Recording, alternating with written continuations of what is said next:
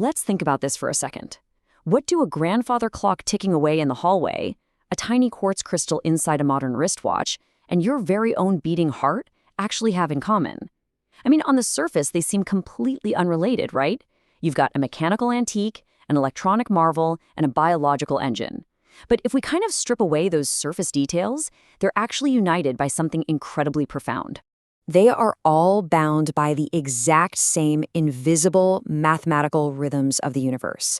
The physical rules of repeating motion govern all of them equally. So the really crucial point here is that if we can figure out the physics behind just one of these motions, we literally hold the key to understanding all of them. Welcome to This Explainer. I am super thrilled you're here. Today, we are going to unlock the secrets of those universal rhythms. We're demystifying oscillations and translating all that complex mathematics into clear, visual concepts that just make sense. So, get ready, because the way you look at the moving world is about to change for sure. Here's our roadmap for today. We'll start with the rhythms of the universe, then move into simple harmonic motion explained, check out the circle connection, dive into velocity, acceleration, and force, and finally wrap up with the conservation of energy. All right, let's jump right into part 1, Rhythms of the Universe, from heartbeats to Halley's Comet.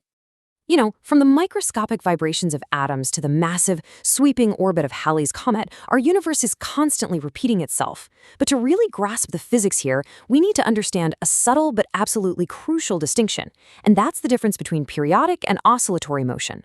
So, periodic motion is basically any motion that repeats at regular intervals. Think of a planet orbiting the sun. Oscillatory motion, though, is a very specific subset of that. It's a to and fro motion about a central, mean position. Picture a child rocking in a cradle, or maybe a boat tossing up and down on river waves. Basically, all oscillatory motion is periodic, but absolutely not all periodic motion is oscillatory. To measure these rhythms, we use what's called the period, which is represented by a capital letter T. It's simply the baseline interval of time required for a motion to completely repeat itself.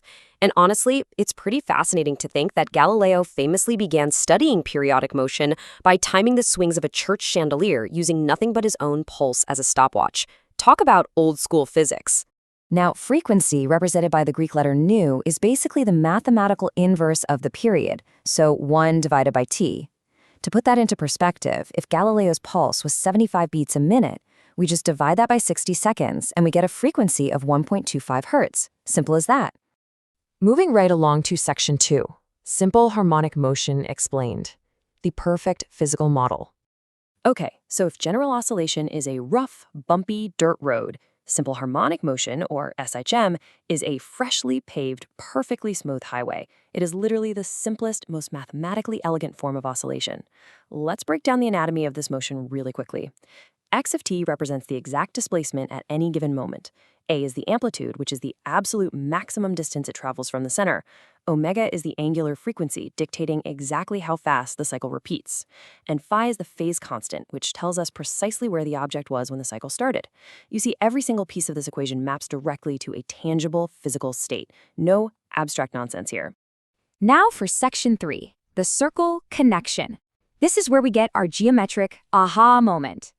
What if I told you that moving back and forth in a straight line is mathematically identical to spinning in a perfect circle? Crazy, right?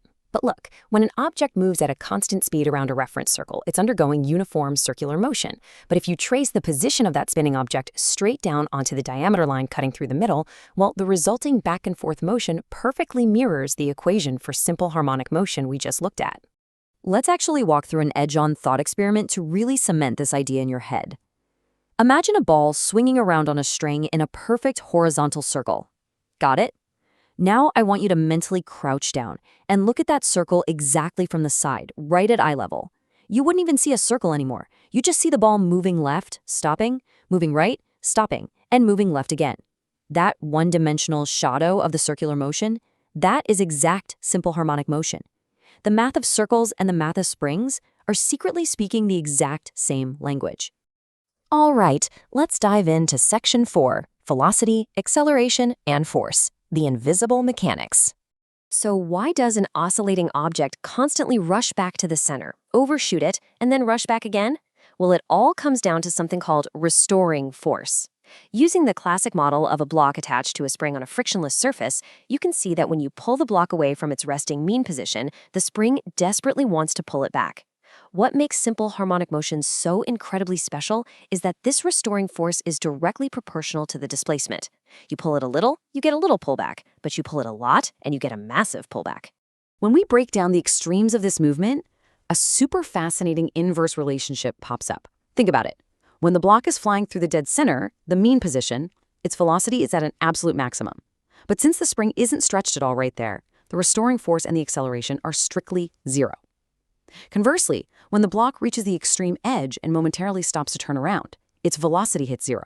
But because the spring is fully stretched at that exact moment, the restoring force and therefore the acceleration are at their absolute maximum. It's just a constant, perfectly balanced seesaw of motion and force. And that brings us to our final section, number 5, the conservation of energy. The cosmic accountant. If we think of physics as a giant system of cosmic accounting, energy is the auditor that makes sure every single transaction perfectly balances out in the end. In an oscillating system, kinetic and potential energy are just constantly trading dominance. Kinetic energy peaks when the object is flying through the center at its absolute top speed. Meanwhile, potential energy maxes out at the extreme outer edges when the object is momentarily perfectly still, but the spring is stretched to its absolute limit, just fully loaded with the potential to snap back. If you actually add the kinetic energy and the potential energy together at literally any given millisecond of the motion, they will always equal this precise formula, 1/2 k, the spring constant, times a, the amplitude squared. Meaning the total mechanical energy is completely independent of time. It remains absolutely constant from the very beginning of the oscillation right to the end. Like I said, the accounting is totally flawless. I really want to leave you with this mind-expanding quote directly from our source material. Any material medium can be pictured as a collection of a large number of coupled oscillators. So why does all this math about blocks and springs actually matter? Because, guys, this is the exact same math that governs how sound waves travel through the air, how seismic waves tear through the earth during an earthquake, and even how electromagnetic light waves carry information across the entire cosmos. By understanding just one simple spring, you literally hold the mathematical key to the entire vibrating universe.